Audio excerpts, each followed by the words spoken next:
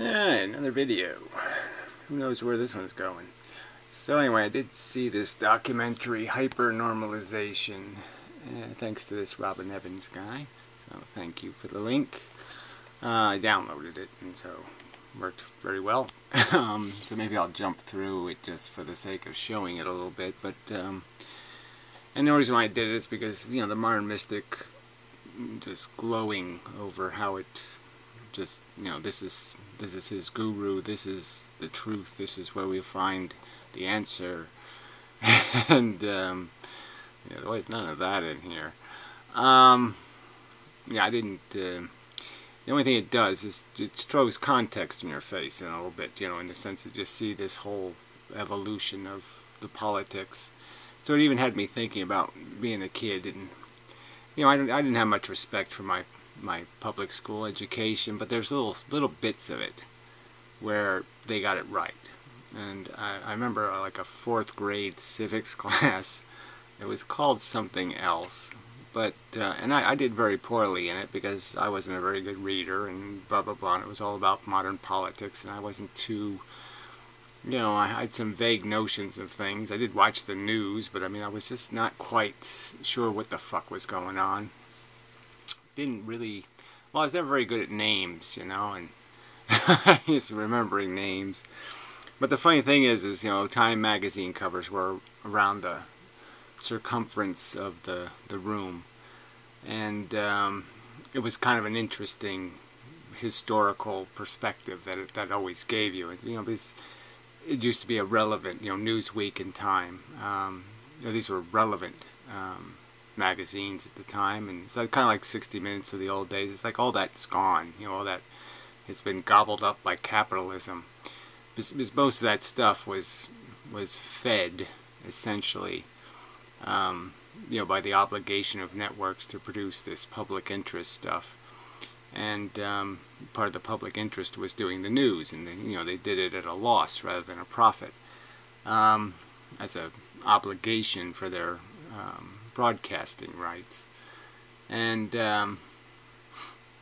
so yeah, it was sort of a different game, and you can just see how that game has changed. Now everything's just tailored to the audience you're speaking to, so everybody's just talking to like-minded fucktards like myself, and that's just so not very productive.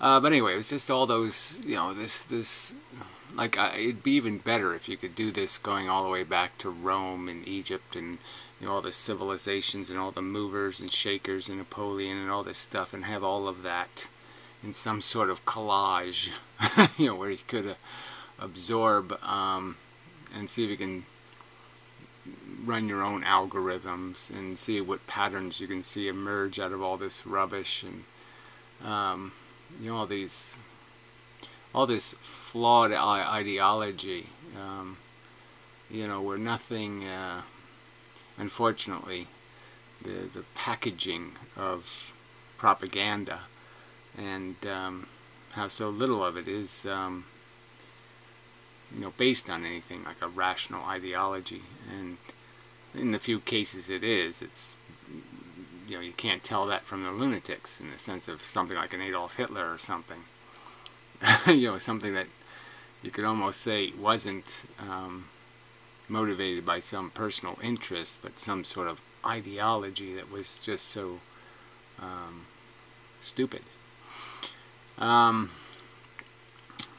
So even if it wasn't stupid, you could just say so short-sighted and so so expeditious of the requirements of civilization.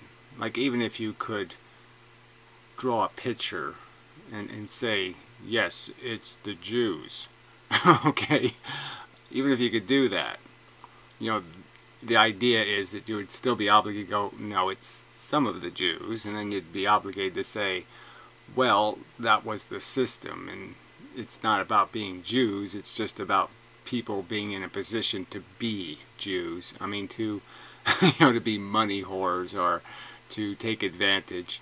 And that's the real flaw, is that you provided a mechanism that allowed people to, you know, ruin countries for their profit. And okay, yeah, so you just see all these lunatics throughout history, and so this documentary is basically just a little bit of a, let's start at 1970 and just go through the lunatic parade and all the stupid shit that happens because we put idiots in charge, and policy is this ambiguous, mushy, what's in it for me stuff from all these different angles of people, and yeah, just kind of, you know, you're just saying, man, the world is run on this, and it's just so poor. I mean, the quality of this has so little integrity or depth, and yeah, it's just really discouraging, you know.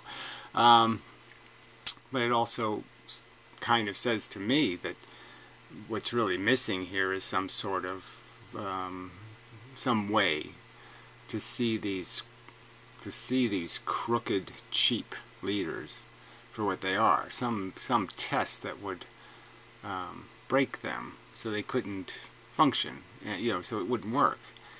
And it's like we have moved so to the extreme of that, in the sense that we have these incredibly flawed candidates. I mean, just preposterously lying, stinking, bummy, never an honest word comes out of their fucking mouths. And it's, you know, and they survive. And you're saying, well, how did it get there? I mean, how did it get to a point where it's so overtly broken? And again, it's this special interest thing. Again, the only thing that kept Donald Trump in this race at all from the very beginning was just the fact that, yes, most people aren't thrilled with immigration. They don't see the end plan. The end plan looks like I get buried and the immigrants piss on my grave. I mean, that's what it looks like the end plan is we lost, you win, you now own America. I mean, there's no plan here except we're just going to bury you under foreigners until you don't exist anymore. There's nothing else. It's, you know, and so yeah, so they have this, you know, I mean, from my perspective, a candidate is vacuous. He had to just make up a tax plan. He didn't have one. He didn't have any plan at all except vote for me because I hate immigrants, and that's it. And he had nothing else. And he just makes up this shit as he's running, like, and he said, well, what worked in the, oh yeah, Reagan, everybody loved Reagan, so I'll just do this tax cutty thing, make the rich even richer. So the one problem that doesn't exist in the world, which is the rich aren't rich enough. I mean, that is at the absolute bottom of the problem list. The rich aren't rich enough. That's the problem he solves. Let's make them richer. It can make no sense to anybody with a reasoning mind. It just can't make sense. It's just logically anti-logic. Completely. It can't be the right answer. It's impossible that this is the right answer. You know, and it just, yeah. But this is the world. Well, anyway. So, I mean, just seeing all this crap just gets you thinking about all this crap. And this is all slanted from one perspective, and this guy has a theory, and I don't know exactly what it is, but, you know, even the little things I could rag on like this, you know, I'd spend an awful lot of time kind of building some sort of conspiracy theory that, you know, it was Assad in Syria who conspired with the Ayatollah Khomeini to create suicide bombers, and then the Shiites figured out they could do it, and blah blah blah, and then they were bombing each other, and blah blah blah, suicide. And it's just like, no, that's just guerrilla warfare. And we know they wouldn't be suicide bombers if they could figure out how to do it without committing suicide, like a Timothy McVeigh. There was no, Timothy McVeigh didn't make the documentary. You know, I mean, obviously the idea of terrorism has been around for a long time, and you know, he just made it into like there was some sort of new terrorism, and it's really not new. It just really isn't. I mean, Lincoln was assassinated in public by a guy who was basically a suicide bomber, right? I mean, there was no realistic. I don't think he realistically thought, I'm going to get away with this. you know, shooting the president in public. I mean, realistically. So I'm just saying this terrorism thing's been around forever, and it's just silly to, in my opinion, to build all this crap out of it like it means something, like that's the real thing that's moving through this whole last 3 decades. And that's not really what's moving through this thing. So there's lots of things you could just point out. I could almost argue that you could look at places like Libya, Iraq, and even Syria, and how all these dictators who manage a country, keep it stable, and do it, in what could be described as a very brutal way or negative way, but in a way that you have to do it, in the sense that there's a line you can draw with this whole diversity thing, and there's a certain amount of diversity you can't have in a civilization, or you have no civilization. And that's sort of like these extremist religious people just really aren't compatible with anything called civilization. Okay, they're just not, and they'll drag you into their sewer if you don't stop them. But anyway, that's the justification for them isn't really my point. My point is they all. It's like you almost think that they might have been able to save their regimes if they had any value anyway. Who knows? Because they all had this younger generation, and they're just always too late to put them in charge. And I'm not. The real catch is that Saddam Hussein didn't really do anything to raise his sons to be anything but thugs. So it probably wouldn't have worked in Iraq, but you could see it in Libya. I mean. We killed Gaddafi's sons, and they were Western educated. They're articulate people. They're kind of fair-minded folk, and we treated them like lunatics, and that was just idiotic. It was grotesque, is what it was. And you can sort of see that in Syria. The new Syrian leader has probably every interest in creating a civilized Syria. He's a computer geek. He's a lot of things, and to pretend he's just a remanufactured old fart is just stupid, in my opinion. But anyway, not that they have any value. I'm just saying that there's value in, again, this idea that you can just you throw the thing out there, and it's the lazy people don't do anything. It's only the motivated people that do something. And so those wacky, crazy fanatics are always going to pick up the ball if you put it anywhere near them, and they're going to grab control. The fucking Christians or the fucking Islamists and the intellectuals. There's plenty of them in the world, and it's just like they just don't seem to have any will to invest in creating an alternative to that, some force that is motivated, whether they have to finance it or whatever they have to do, to keep it to make an army of people willing to fight or struggle for control and power, to make arguments, and and all they seem to finance is a bunch of think tanks that seem to be constructing propaganda to keep the rich rich and do nothing else. Anyway, that probably isn't even, horribly relevant. But anyway, I've been thinking about this. This has been a dilemma the whole time I've been on YouTube, is communicating ideas to people. And if you go back to my original videos on YouTube, there's, I had these little 5-minute things on subjects, and it's just some of these subjects are just so obvious, like the right to die and certain, the inheritance thing is another one, just so obvious that this is not a healthy thing for us to have in society. This idea that control of our economy is to be inherited by people, not to be earned by people who know what they're doing.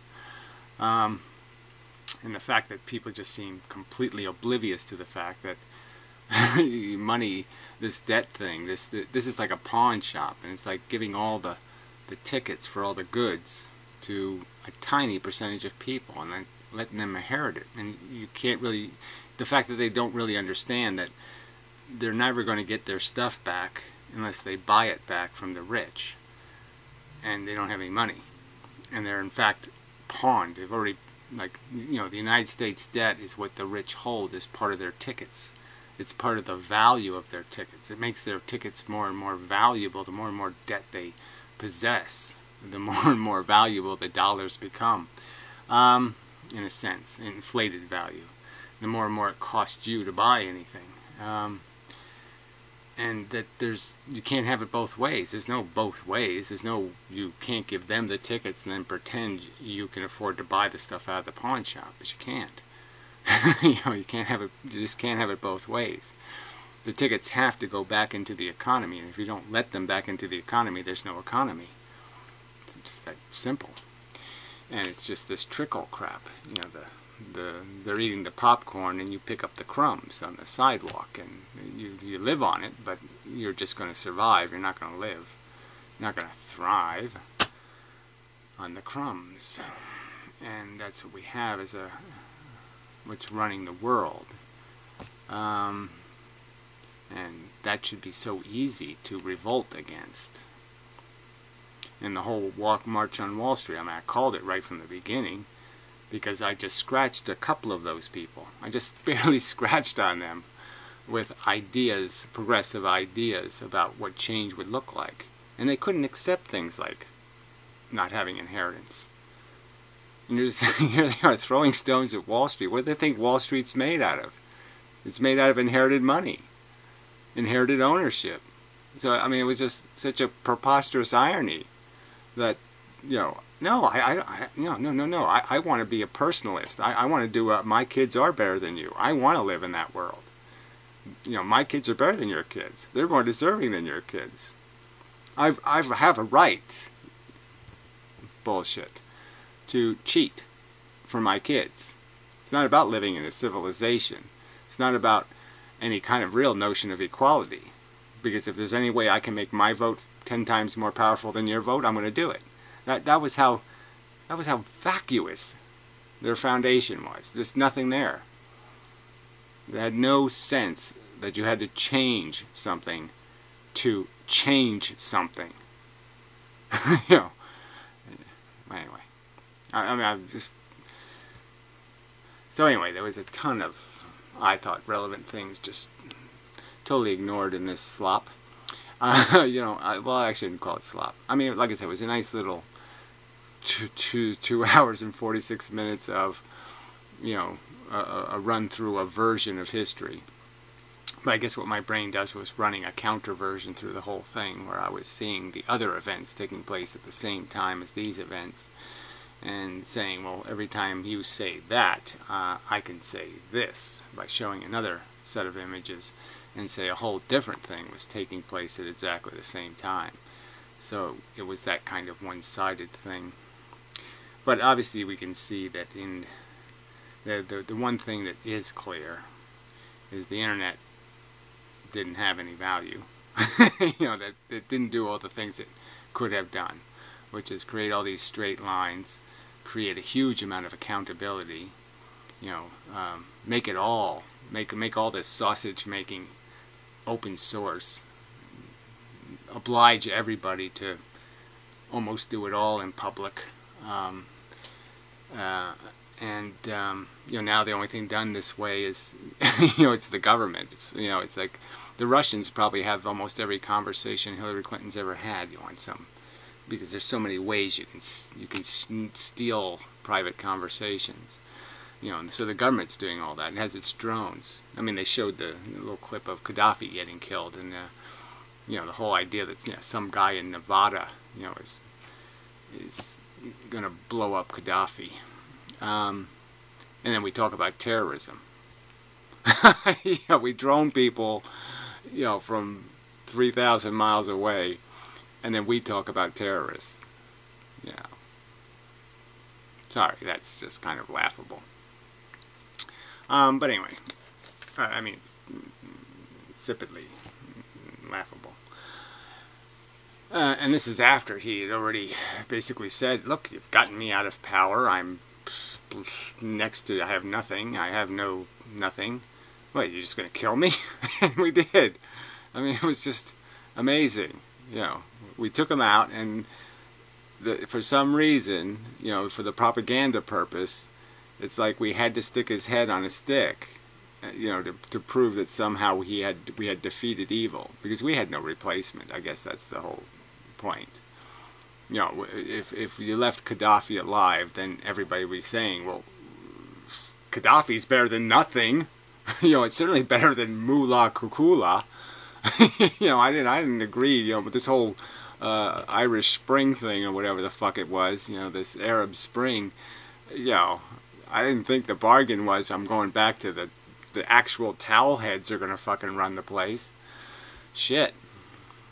I mean, it'd be kind of funny to go back and interview the people they interviewed before the, you know, the whole invasion and destruction of Gaddafi, and go back and, you know, the little people that were, oh, she takes a percentage of every dollar I make, and he said, you know, I'd just love to see what those guys would be saying now, if they're even alive, you know, how much better they are off now. But anyway, I'm not going to defend Gaddafi, because, like I said, it's just so hard to make something out of it, you know, because there's moments you see these people, it's like Castro or something, they have moments where they seem incredibly lucid, they're making really intelligent arguments about the whole progress of man, you know, and then next minute they're almost sticking bananas up their ass. I mean, they're just, you know, what the fuck? I mean, they're doing some sort of, you know, that they're way off the program, you know. But it just makes me think that, yes, these are all facades. These are all people who never should have been in power in the first place, never really had a vision of anything except their own, I'm king now.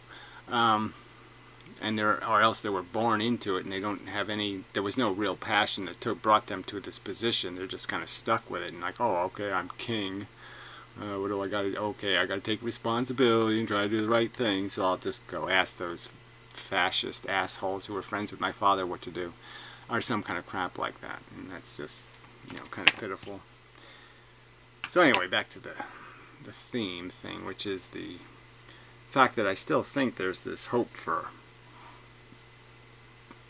some sort of open process that slices and dices all this crap, these issues, and just makes it so clear that you cannot. There's reasonable positions and there's unreasonable positions, and it just seems like what we want isn't that complicated. I don't think most people want. Like if I said, look, I can give you a fair game, won't be perfect, you know, or won't be quite as fast as you want to be, but there'll be nothing really dishonest in it. You know, nothing, no profound crookery will be justified. Nobody's going to be a billionaire out of it. No huge amount of graft or personal interest. You know, just a fair, good game. Isn't that all you want? And but you're not going to get it this way. You're not going to get it from these assholes. You know, they're not fighting for that. They're fighting to maintain inequity and maintain elitism and privilege. You know, not to, like I said, create a civilization. I don't even think I think their faces would break if they had to say the word civilization. I don't think Obama has any clue what that is. So anyway, yeah. So. Yeah, we had, well, I guess I was at the internet having, you know, the wasted potential of the internet. Like I said, you know, it could have made this line between producers and consumers straight. Could have got rid of all the middlemen, all the bullshit, you know, all the unnecessary takers.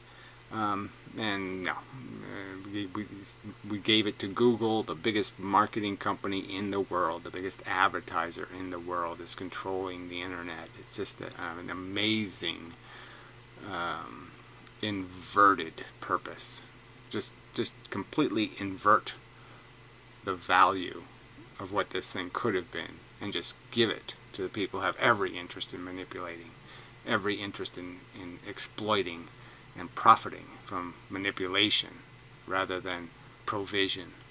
you know, they're not giving you anything. They're stealing from you and doing it with their algorithms. They're sneaking into your wallet and pulling the money out, you know, in this insidious way. And, you know, nothing about civilization in here at all. Just about, again, the exploitonists maintaining their ability to take free dollars, to collect an income for providing no service except your deception. They deceived you and profited.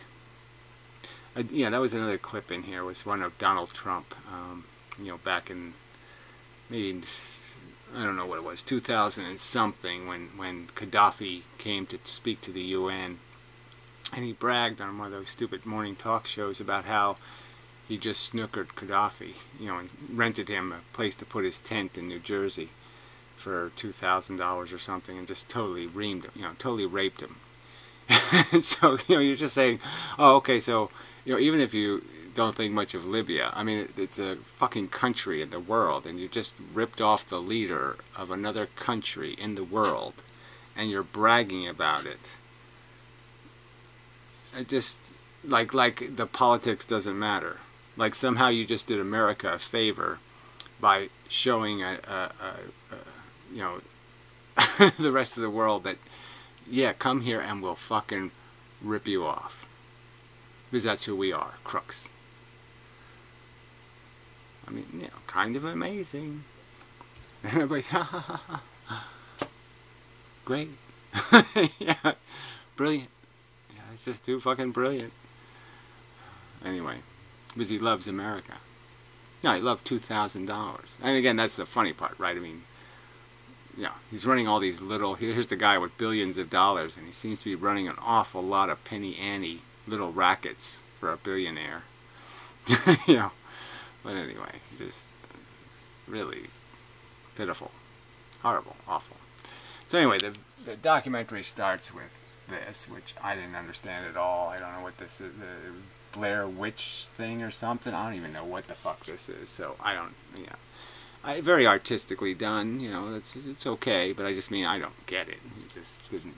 Actually became part of the trickery. Yeah, I don't get this at all. As they too had retreated into the make-believe world.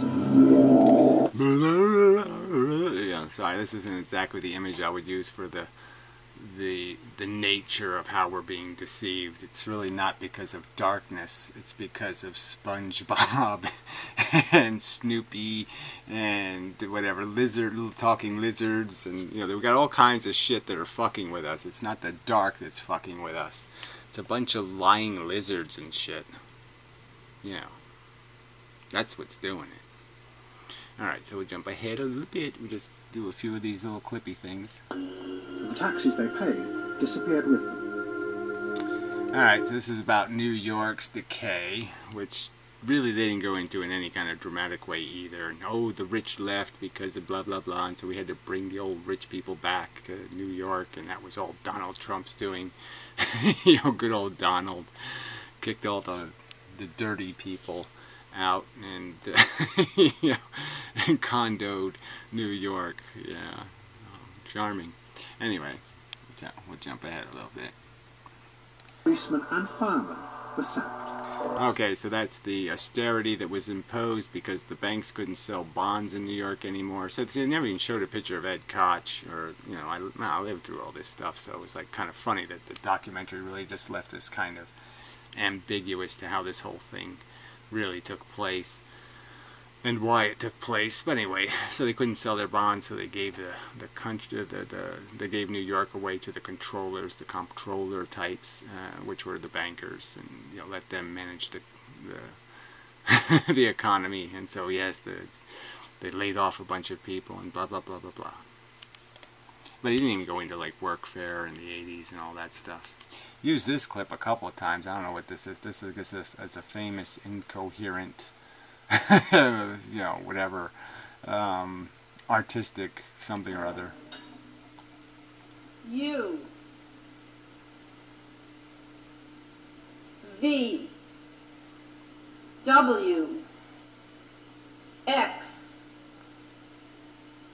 So anyway, I really don't think this was what culture was running on, but I guess he's just pointing out that everybody was a little bit too distracted by absolute nonsense to pay any attention to anything called reality or actually accomplishing something. Everybody was just a little bit too fucking stoned and a little bit too fucking self-indulgent to do any of this stuff like, let's actually try to be civilized. Or it could be another, some sort of commentary on the leftover of the 60s. The hippies who, once the war ended, they all became what's in it for meers, and, so there was like no real revolution. I mean, Woodstock was just a big fat lie, because they were all, looking for what's in it for me as soon as the war ended. Yeah, it's, no draft. Well, I got no worries, so fuck you. Can I sell some of this, memorabilia? Make some money? He's suspected of being a threat. But Assad believed that the violence was for a purpose. He wanted to find a way of uniting the Arab countries and using that power to stand up to the West. Yes, so this guy says, I mean, right, we don't really know what was in Assad's little, we had kind of a big head, one of those big forehead kind of people. But just the very fact that these people would do this whole giant statue thing, giant palace thing, and it just doesn't seem like they really invested in the civilization thing. They just seemed horribly invested in a bunch of bullshit. And, so it's hard to think they had any kind of capacity to do rational thinking at all. I mean, I can understand needing to convey to the people that they need to revere you. So I kind of understand that, but I just don't think this is the best way to do it. I mean, this is the silliest way to do it. I'll give them that. I mean, it might work. You just put a giant statue up and everybody's just going, hey, look, he's got a giant statue. He must be somebody. He's got a giant, that's like Trump putting his name on the building. Well, it's Trump. He's got to be somebody. He's got his name on the building. So maybe that works, psychologically. I just think it's the silliest way to impress people. I mean, if you're going to make a monument, you could make a monument to freedom, or you make a monument to intelligence or progress. Yeah, progress monument, like Disneyland or something, Epcot Center. To make a monument that says something a little bit more than, hi, I'm king. I mean, it's just, it's trivial. To stay as that's Mrs. Crazy Pants. Yeah, she's got an umbrella, and actually she was kind of a smart woman. So she's talking about the Palestinians here, and this was the big ripoff for Syria. Because we did all the he didn't point out, but I mean we basically, the peace process ended up being this. Hey, we'll just pay these guys to not kill each other. So we'll give Egypt a big pile of money, and we'll give Israel a big pile of money, and we'll just put some catches on it. Look, you don't get your money if you kill too many people, so just don't be doing any of this massacring crap. And Assad, I think, was pissed off because he's like, I got a ton of Palestinians. I'm giving them refuge in this country, and, we don't really like them. And we're taking care of them, and I don't get nothing out of this deal. I mean, you fuckers just totally stiff me, and I'm the guy who's fucking taking care of these people because you won't fix the problem. I think he was sort of thinking that way, like, he's a little pissed off. As Palestinian, as they call themselves those who go back. El-Aidun is saying yeah, she's basically saying, yeah, they come here to eat some fruit and then they go back home. Yeah, no, this isn't this is our fucking country. We're not Palestine, for fuck's sake. Okay, we want the fuckers out of here. So give us some fucking money and fix the fucking problem so we don't have a fucking bunch of fucking goddamn stupid Palestinians in our fucking country. Okay, you fuckers. That's sort of what she was saying. They're not umbrella people. Palestinians are not umbrella people. We're umbrella people. Okay? Modern umbrella people. Palestinians, no umbrellas. That's what she was saying. So this is as much as we got of Russian culture. So this is the old bread line thing, and hey, that guy just hit me in the head. But I'm a little bit too drunk to do anything about it. Huh? Vodka! Yeah. anyway, you know, not a very good analysis of the whole Russian problem. Didn't even mention Gorbachev or Monkey Head, whatever the guy after Gorbachev was. That stupid, insane. Oh, that's right. They were all stupid and insane. Oh, what was his name? I don't even remember. Yeah, but yeah, he was like a real banana Republican. Holy shit. But yes, that's what ruined Russia is, you know, again, they gave control to people who just didn't have a clue, just full of, you know, university nonsense. I went to college. Yeah, well, cool. It didn't do any good. The Soviet Union became instead a society where no one believed in anything. So then he made out that there was some little documentary, moody documentary film where little girls walk around and blah blah. What am I doing here? Where am I? And so somehow that's the metaphor for the entire Russian nation was a confused little girl. So yeah, I thought that was a little bit superficial, but whatever. This is still on Russia. So this is Russia, the image of Russia. So, you know, Russia's an old lady with curlers watching a TV that doesn't work. Maybe, but I don't really think that was exactly why Russia fell into decay. I think it probably had something to do with us, you know, financing a bunch of fanatic Islamic insane people on their border and obliging them to manage the Islamic crisis. At huge dead people reality cost. Have a genius for great and unselfish deeds. Into the hands of America, God has placed the destiny of an afflicted mankind. Yeah, we're afflicted by your God, the fucking rich, you stupid cunt. You know, that's the afflictors, for fuck's sake. He calls them God. Us, you know, the legacy welfare defenders. Ah, the kings and the queens. Let's put them all back in power. Ugh, disgusting fucking cunt. But again, this guy had no clue what he was doing, you know. He just hires a fucking, you know, whatever Dr. Strangelove to come up with some fucking wacky plan. And every plan he had was wacky. Let's make a deal with the Ayatollah Khomeini to get elected. Yeah, he's a nice guy. I'll send him a birthday cake and a Bible. He'll like that. It's fun. God bless America. And kill the Contras and, you know, all the other people who aren't really doing anything, but we'll just make them a symbol for something and then we'll kill them. You see, it's like Gaddafi now. Yeah, we just make them a symbol for something and then we'll squish the bug and then we'll pretend we cleaned house, we got rid of all the roaches, when we actually didn't do a motherfucking thing. But this crusade was going to lead Reagan to come face to face with Henry Kissinger's legacy. Oh, yes, Kissinger's legacy of, I don't know. His legacy of what? Let's confuse them with a bunch of, I speak many languages, so I'll confuse them with a bunch of, you know, rhetoric-y rhetoric about the rhetoric of the rhetoric, and you gotta worry about the rhetoric, and so maybe we can figure out some way to make buildings that don't quite as pointy as this, and in the future this will be very blah blah blah blah, and I'll just do a lot of talking, and Dr. Strangelove was a yeah, a mockery of Henry Kissinger. Anyway. As part of the growing conspiracy between America and Israel to divide the Middle East into factions and destroy the power of the Arabs. Yes, well, that really seems like a plan destined to failure.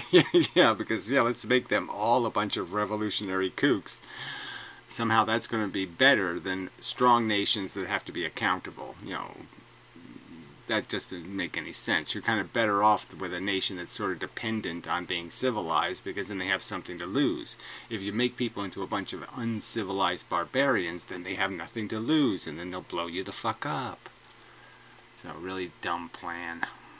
Dumb people don't make for a good world civilization. And, you know, this whole idea that if we make people stupid, we'll make them controllable. No. Not in the right way. You'll control their yes, you will be able to keep them poor and stupid. but you won't be able to keep them from every now and then getting lucky and blowing your ass off. Assad decided to get the Americans out of the Middle East. Alright, so this is all his theory, that Assad actually did something, and I don't think he did anything, but whatever. Oh, there he is again. Into something even more deadly. So this is the suicide bomber thing. So the idea was Assad made a deal with the Ayatollah Khomeini to, let's rationalize suicide bombing, and that'll somehow make our soldiers more effective if we turn them into suicide bombers. And I think it's just a natural evolution of guerrilla warfare, and I think it's been around forever, Trojan horses and all that kind of stuff. It's not a new idea. So I think this is all kind of just a big pile of shit. I mean, kamikaze pilots, what? You know, dying for the cause is not some new idea. So this is just kind of crap. Instead of just killing yourself, you would take explosives with you into the heart of the enemy. Right. Well, again, you know, again, there's no obligation to do it this way. You would take explosives with you, like Timothy McVeigh, park the truck, like Timothy McVeigh, and then get out of the truck, get in your car, and drive away. There's no obligation to die for the cause.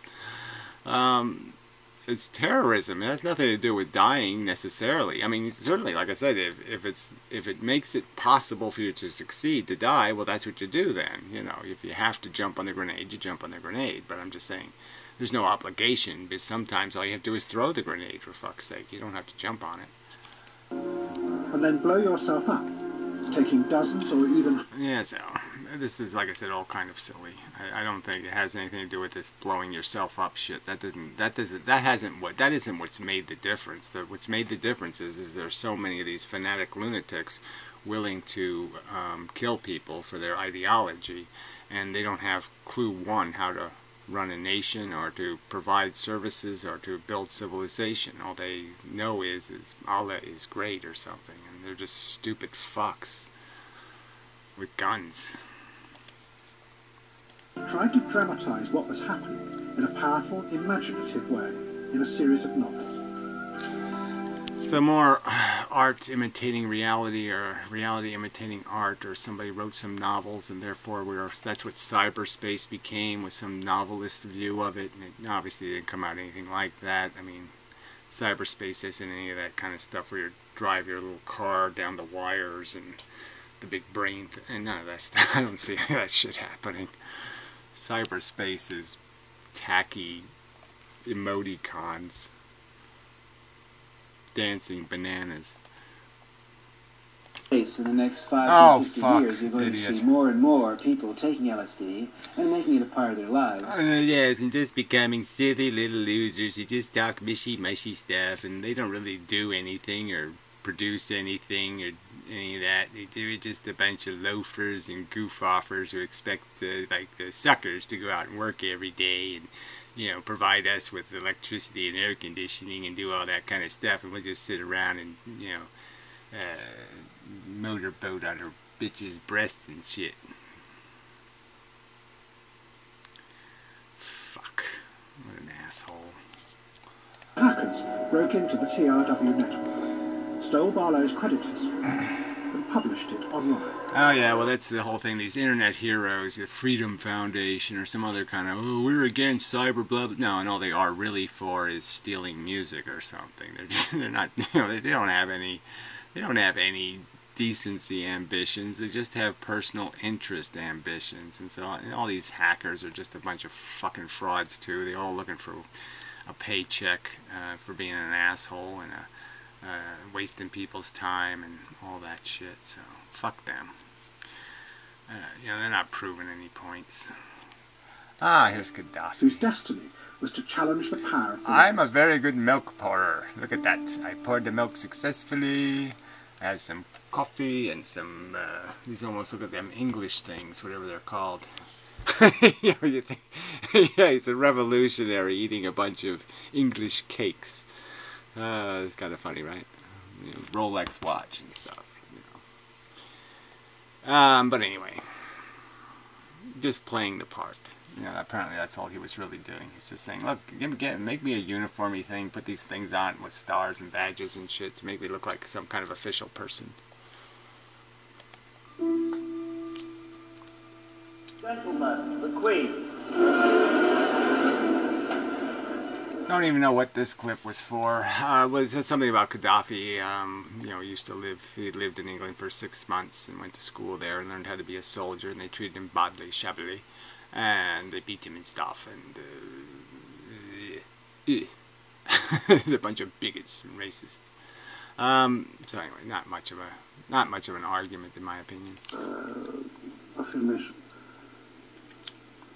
The only evidence we have shows a Syrian connection.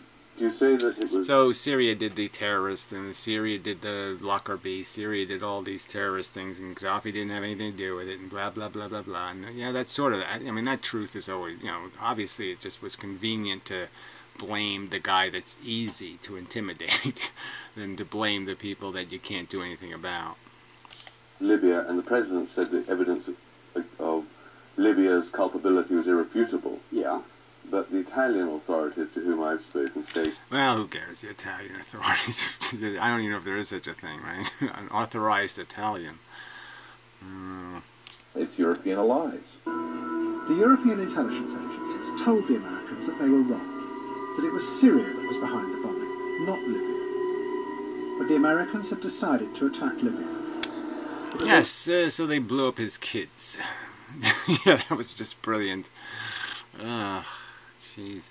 I mean, everybody mocks Carter, you know, when he did the hostage rescue, it all failed and stuff. But I mean, Reagan wasn't too good at this either, you know. I mean, you know, can't kill one guy, instead he kills his kids. I mean, that was just kind of, you know, that was kind of ragged. Who lived outside a Jet Air Base in New Mexico, but had noticed strange things going on.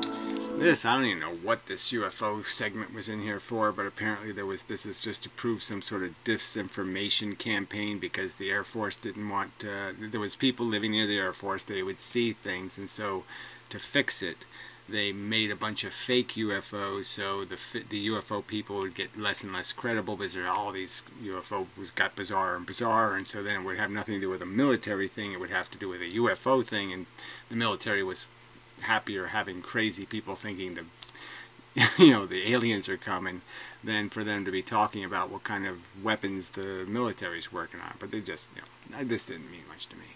Oh, the Jane Fonda thing. Yeah, that's, I mean, shit. Those were, like, that was sort of the golden age of television, when you could wake up in the morning and watch, you know, chicks doing the, you know, I never really, you know, the Jane Fonda thing was a little bit too happy-pappy for my taste, but I kind of like the single chick ones. It was a Canadian chick was really good. Yeah. Yeah, it would get you up in the morning, if you know what I mean. Yeah. Yeah. But anyway, yeah, so, you know, Jane Fonda gave up socialism and started another revolution, you know. So this is just sort of a mockery of the superficially ideological, just how easy it is to just give them a candy bar and they shut up. Been able to do this, but now they were faced with what he called a runaway world, where things were so complex and interconnected, and modern technologies so potentially dangerous, that it was impossible to predict the outcomes of anything you did. Yes, well, wait till tomorrow, as it's going to just get worse and worse. That's the sort of the point I'm trying to say here, is that this is a real problem, that technology is already getting out of hand, and we've got to come to some agreement about a certain amount of accountability. We really have to be able to trust a controlling system, because if you don't control your enemies, they are going to kill you. It's just a fact, and you can pretend that you're going to be able to stop them with your Colt 45, but you're really not. So it's in your interest to recognize that it's time to give up the idea of your individual right, because if you don't, you're not going to have it. Somebody else is going to bomb you. They're going to kill you. And then there was this whole Prozac element, which I thought was another kind of cheap kind of with shot. That medicine, they will view things differently, and they will be strangers. They look at things differently. I have a chemical up here that changes me. I think differently. For me, it was like walking around like... Well, you feel differently is what you do, but whatever. And feeling better does give you a different perspective because you're not as afraid and all that kind of stuff. So it changes your perspective. So feeling better will change you, but I mean, fundamentally who you are isn't going to change if you have anything, if there's any strength to that. If your ideological perception had any meaning, that meaning will survive Prozac. Bugging us about something or other. Alright, so this is all this computers are controlling us and we're just being gamed by the software and we're just looking for somebody to love us and blah blah. I don't know, it's kind of a whole psychobabble little segment in here that again didn't resonate with me as saying anything about anything real, except that the average person's a gullible sucker. Politics became just part of a wider system of managing the world. The old idea of democratic politics, that it gave a voice to the weak against the powerful, was eroded. Well, again, see, that's just kind of funny, the weak against the powerful, like that ever really existed. Again, we had moments where you could say that we had certain institutions, like I said, like 60 Minutes or something like that. They just seemed to be on our side a little bit, and yeah, we lost all of that. Malcolm came to Trump's casino in Atlantic City. Alright, so this was a whole thing on Trump and some Japanese guy that took him for $10 million, and then the Japanese guy got assassinated. Then he snookered the Japanese guy by having some other scientist guy come in and figure out a game the Japanese guy would lose at, and the Japanese guy finally did lose, and then he got assassinated before Trump got his money, and then Trump went bankrupt. And we know that what the real story is, Trump went bankrupt not because of some Japanese guy, he went bankrupt because you'd actually take this picture and realize, hey, there's nobody there. Yeah. That's why he went bankrupt, okay? Is because there was too many fucking casinos and not enough gamblers. Fuck. So once again, they blamed Colonel Gaddafi as the terrorist mastermind. So that was the Lockerbie thing. Mullah Crazy Pence. Just. Through his infinite wisdom, he has given the weak what the strong do not possess, and that is the ability to turn their bodies into bombs like the Palestinians do. And again, this is only a circumstantial thing, right? With a little bit more technology, they'll be droning instead of suicide bombing. So, this is all just kind of mush, right? Because it doesn't take much technology now. I mean, even they probably have the technology now. I mean, I don't even know why, people obsess about missiles and this and that, and sometimes all you got to do is move the bomb a few hundred yards. So it's almost like you could do it with a catapult, for fuck's sake. But whatever. I'm just saying that the necessity of somebody to carry bombs isn't going to be a permanent necessity. That's just a circumstantial, for a little period in time, it was very advantageous to hide a bomb on your person. Obviously that's diminishing because of security and all the rest of the stuff, so it's going to be they're going to be shoving bombs in, a dog's ass or something. They'll figure out some other way to get the bomb where they need it. And more importantly, as technology advances, the bomb is going to be like a water turtle. You make a little fake turtle, and he's a bomb, and he just swims out into the ocean, and he swims into the shore, and he scoots up like he's laying eggs or something, but he's not really going to lay any eggs. He's going to blow up, that kind of thing. Hamas kept sending the bombers into Israel. Alright, so this is Hamas, and then we blew Hamas to pieces, and blah blah blah, and blah blah blah blah blah blah.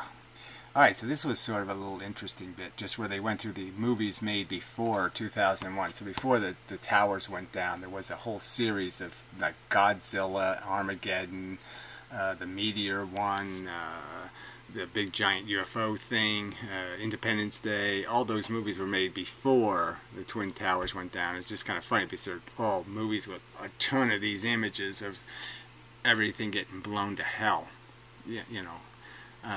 Scary images. And yet they had no real, you could almost say they had no political edge, but the political edge they became symbols for this terror you know, that's terrorizing us.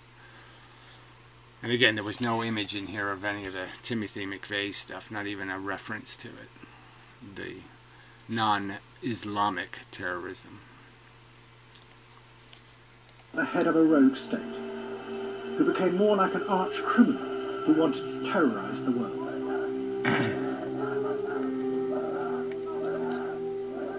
All the politics and power dropped away.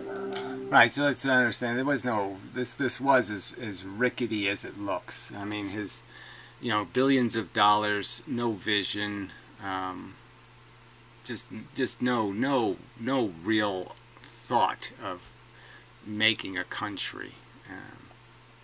And you could see it once you tore it down. You could just see how it was made of nothing. But now he was president.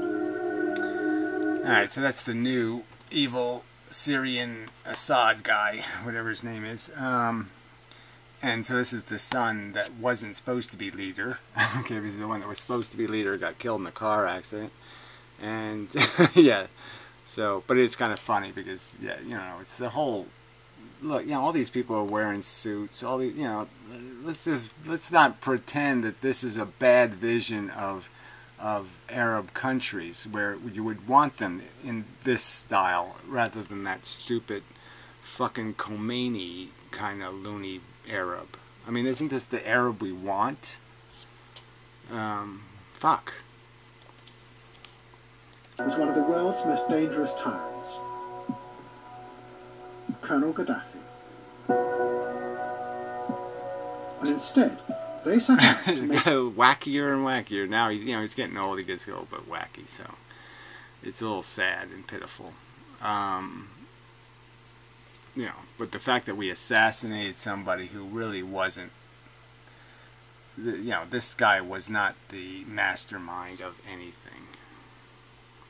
And, you know, this whole pretense that he had to go was just, it was just, we just murdered her. We murdered a fucktard for no good reason. the West. So there's Tony Blair, you know, shaking hands with Gaddafi, and then you got the pictures of George Bush doing that and Obama doing that, and they all do that, and then they kill him. So, you know, who's the liars here, you know?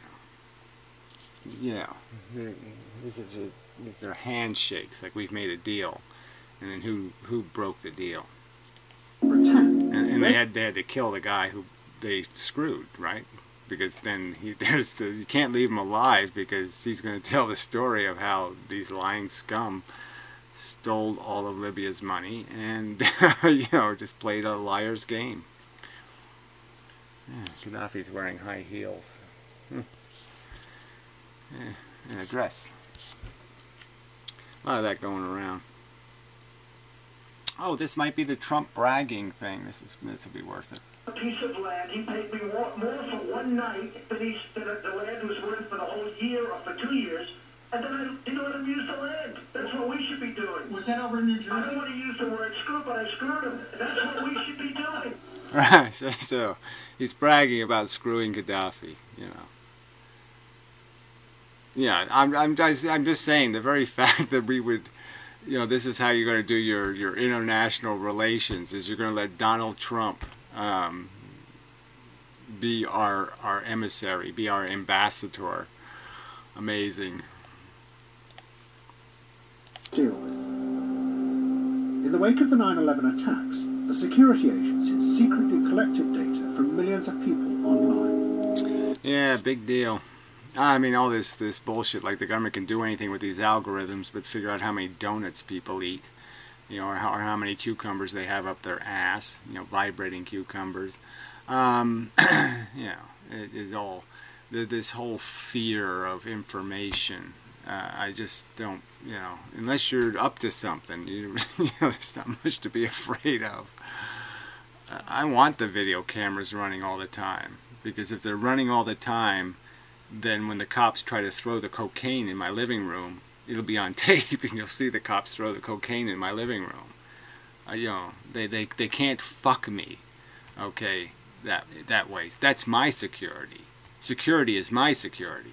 You know, the you know, yeah, record it all. Ah, the panda with the hiccup or sneeze.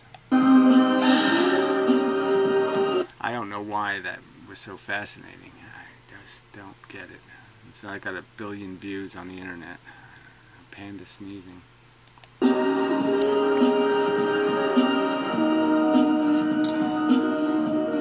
This little dance scene didn't do much for me either. That seemed to go on forever and ever. I don't really know the point of it.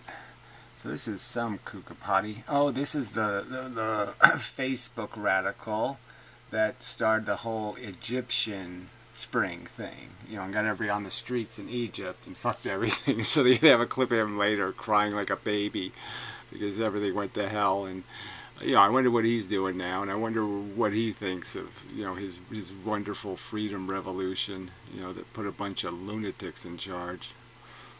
Way to go. Yeah, your Ayatollah's best friend. Facebook kids. Ugh. Just disgusting. Stupid bastards. Colonel Gaddafi retreated to the ruins of the house that the Americans had bombed 30 years before and addressed the world. Those who love Muammar Gaddafi. Muammar Gaddafi is the glory. If I had a position, if I were a president, I would have resigned. I would have thrown my resignation in your face. But I have no position, no post. Yeah. So he's a little bit wacky. But yeah, he's basically just saying, look, I got nothing. I'm not a threat, okay? Call off your dogs. You stole all the money. You got me out of power. You've got control of the cities. Fuck you. What else do you want, you crazy bastards? Oh, that's right. They want you dead. Okay. And then they'll kill your sons too. It was just murder. Ah, so this is Egypt. Bring back the military, please, please. Bring back the military. Helicopters flying over. This is a little bit surreal. The crowd had been summoned there once again by Facebook.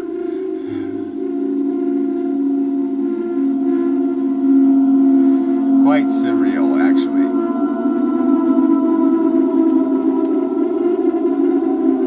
Save us! Save us! Sorry, too late. You're fucked. Every month there were new revelations of most of the bank's involvement in global corruption. Yeah, well, really, it's not the banks. So again, they keep trying to deflect the blame. It's not. Banks are the rich, okay, and they're the inheritance rich. There's no banks without the fucking people that they're serving. They're serving the rich, the inheritance rich, the Rothschilds, the Kennedys, the Gutenbergs. They still have zillions of dollars. They still own your ass.